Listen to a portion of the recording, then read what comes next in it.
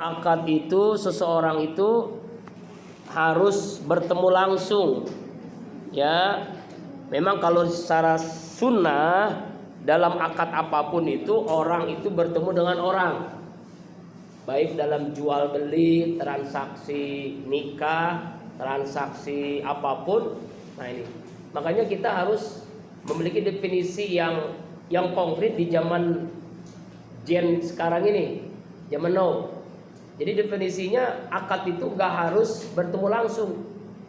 Seperti sekarang ini kan mau mengeluarkan zakat fitrah, zakat mal, apakah harus ketemu langsung dengan panitia zakat, amil zakat? Bagaimana orang-orang yang sibuk, ya kan ya? Ya orang-orang yang sulit ketemu langsung, rasanya dia tidak bisa ketemu dengan panitia amil zakat. Ternyata ya definisi akad itu nggak harus seperti itu. Yang terpenting ya innamal a'malu binniyat, amal itu bergantung dengan niat. Niat dari yang memberi dan niat dari penerima itu benar-benar jelas. Memang menerimanya adalah dalam rangka jual beli, dalam rangka akad zakat, infak dan sedekah. Jadi nggak harus bertemu langsung. Sunnahnya memang ketemu langsung, tapi tidak harus. Contoh sederhana, sahkah seseorang, tadi nggak ada pertanyaan, itu saya nggak ada pertanyaan. Seseorang mengeluarkan zakat fitrah, zakat mal lewat e-banking misalnya, ya kan ya, dengan handphone dia mengeluarkan zakat malnya kepada Basnas, kepada dompet duafa, kepada Lasnas, kepada Bajis DKI, Basnas Depok misalnya, boleh nggak? Ternyata sah, tidak harus bertemu. Hanya dengan handphone kita melakukan zakat, niat, ketika diklik, ya, misalnya saya niat mengeluarkan zakat fitrah untuk diri saya, anak saya, istri saya, ya, karena istrinya satu di Sawangan gitu ya, dan lain-lain. Ya begitulah kira-kira. Dia mengeluarkannya itu lewat online, lewat handphone, lewat e-banking, sah. Ketika diterima oleh pihak itu nanti dengan otomatis mesin itu mengucapkan ya saya menerima. Itu udah sah dalam akad sekarang media sekarang itu udah boleh. Jadi nggak harus orang itu bertemu salaman, nggak harus. Kalau karena kesibukan dia tidak datang ke panitia zakat seperti itu boleh, sah, dan itu sah. Ya MUI udah menetapkan itu udah sah, gitu ya.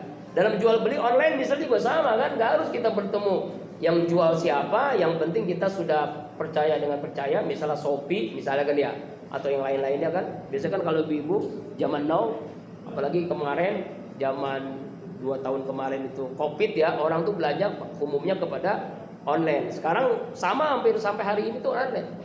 Ya, hampir setiap hari itu belanja itu banyak kan online sekarang ibu-ibu. Malas ke pasar, malas ke supermarket, malas kemana-mana, pengen di rumah tapi dia pengen dapat apa yang diinginkan, baju, pakaian, macam-macam, pokoknya semua juga ada tuh. Ya, sah nggak? Sah ternyata. Ya, gitu. Jadi nggak harus akad itu harus ngomong saya membeli, saya menerima, saya memberi, saya memberikan zakat, saya menerima, nggak harus begitu. Jadi harus langsung spontanitas dengan online itu sudah sah, dan itu sudah sah. Sebab innamal a'mal, dasarnya adalah innamal a'malu binniyat. Amal bergantung dengan niat, ya kan? Niat kita sudah memberikan itu, dan niat itu kan nggak harus diucapkan. Imam Syafi'i memang ketat sunnahnya mengucapkan niat itu, tapi imam lain kan tidak. Yang penting dalam hati. Ya, saya niat puasa esok hari, nggak usah nawaitu sama godin misalnya. Usolli fardhu juri, nggak usah. Nah itu kan bagian daripada khilafiyah ulama.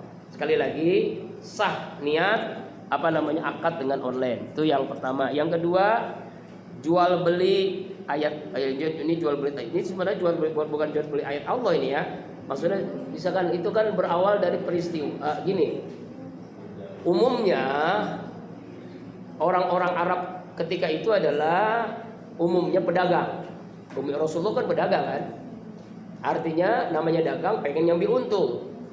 Nah lalu pemahaman orang-orang ya bahwa untung itu harus banyak uang. Pemahaman orang-orang bahwa untung itu harus melebihi daripada omset yang dia miliki, gitu. Itulah untung.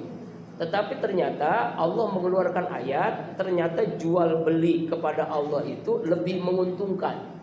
Kenapa lebih menguntungkan? Ini bahasa jual beli ini jangan kita anggap kita jual beli kepada Allah seperti kita jual beli kepada manusia. Salah paham ini berarti. Ya, paham maksudnya kita memahami ayat ini, jual beli kepada Allah itu artinya ternyata ada keuntungan yang melebihi jual beli di dunia. Jual beli yang kita lakukan sehari-hari, jual beli yang kita lakukan sesama kita, yaitu jual beli kepada Allah. Dengan cara apa? Tu'minuna billah, tujahidu fisabilillah, beriman kepada Allah, jihad fisabilillah. Itu untungnya nanti di surga. Yaitu balasannya, keuntungannya dengan apa? Dengan surga. Itu maksudnya ya. Jadi bukan, jangan salah paham, jual beli kepada Allah harus dengan akad, enggak.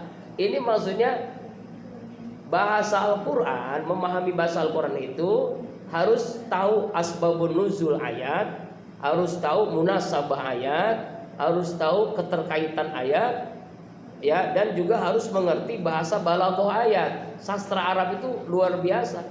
Sama dengan kita berinfak. Al-Baqarah 261 kan Allah menyatakan masalul ladzina yunfikuna fi sabilillah ambatas sab'a sanabil.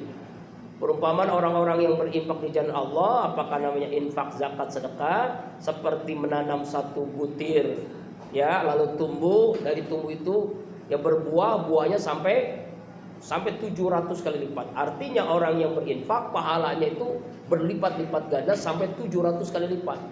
Itu bahasanya supaya kita mudah memahami bahwasanya orang yang berinfak itu pahalanya gede banget, sampai Allah mengatakan lebih dari 700 kali lipat orang yang sedekah, orang yang berinfak, orang yang berwakaf. Begitu ya. Jadi jangan salah paham, muamalah kepada Allah itu bukan seperti muamalah kita dengan manusia. Jadi nggak ada akadnya. Akadnya adalah dengan kita bertransaksi kepada Allah. Ini bahasa sastra yang luar biasa. Ya. Jadi supaya orang-orang paham ternyata ada jual beli yang lebih menguntungkan dibandingkan jual beli di dunia. Dengan apa? Dengan iman, dengan jihad fisabilillah. Itu maksud ayat itu. Itu saya cantumkan tafsir Ibnu Katsirnya ya. Yang berikutnya tentang syarat-syarat wakaf, rukun wakaf itu sudah dijawab ya. Wakaf itu sedekah jariyah. Jadi begini, kita harus memahami, tapi nanti ada khusus kali ya. Ada zakat, ada infak, ada sedekah, ada wakaf. Ada yang menyikat dengan jiswa. Nah, apa bedanya? Kalau zakat wajib, ya, kalau zakat rukun Islam yang ketiga setelah sholat. Zakat itu wajib bagi muslim. Ya, ada zakat fitrah, ada zakat mal. Ya, zakat fitrah untuk mensucikan pribadi, fitrah, zakat mal untuk mensucikan harta ketika mencapai nisab dan haul. Nah, infak itu memberikan sesuatu dari rezeki yang Allah berikan ketika rezeki itu kita dapatkan. Infak ini tidak dibatasi oleh nominal memberinya. Ya, makanya lebih umum daripada zakat. Ya, dia hukumnya sunnah. Kalau zakat hukumnya wajib. Nah, misalnya kita dapat gaji, dapat sertifikasi, langsung kita memberi berapa persen pun itu silakan. Itu namanya infak. Kalau sedekah lebih umum daripada zakat. Bisa materi, bisa bukan materi, bisa senyum itu sedekah, mencium istri sedekah, ya, kecuali bulan Ramadan, sedekah nanti pada maghrib, ya, tuh. Kemudian ada wakaf. Wakaf ini namanya sedekah jariyah. Masjid, pesantren, madrasah, sekolah, jalanan, jembatan, rumah sakit, Al-Quran, pokoknya selama itu bermanfaat, selama itu dipakai untuk umum, maka itu namanya wakaf. Makanya harus ada syarat dan rukunnya. Setiap apapun dalam fikih pasti ada syarat, ada rukun. Wakaf juga begitu, zakat juga begitu. Zakat juga harus syarat dan rukunnya. Wakaf juga begitu. Makanya ada yang memberikannya, ada harta yang diberikannya, ada yang menerimanya. Ya, wakaf ini resminya harus melalui kantor urusan agama. Jadi jangan salah paham selama ini kantor urusan agama itu hanya mencatat pernikahan, bukan. Wakaf juga melalui kantor urusan agama. Jadi kalau nanti ingin dirikan yayasan wakaf, maka harus melalui kantor urusan agama. Demikian ya, semoga dipahami. Ya, waktunya masih ada nggak? Takut nggak enak ada dosen yang berikutnya. Udah habis. Ya. Ya. Syaratnya muslim. Syaratnya itu orang yang sudah memiliki kelebihan makanan, ya kelebihan makan sebelum hari raya Idul Fitri. Kemudian syaratnya ya yang memberi itu adalah kepala rumah tangga atau yang berkewajiban untuk berikan nafkah kepada keluarga itu ayah atau suami. Itu zakat fitrah.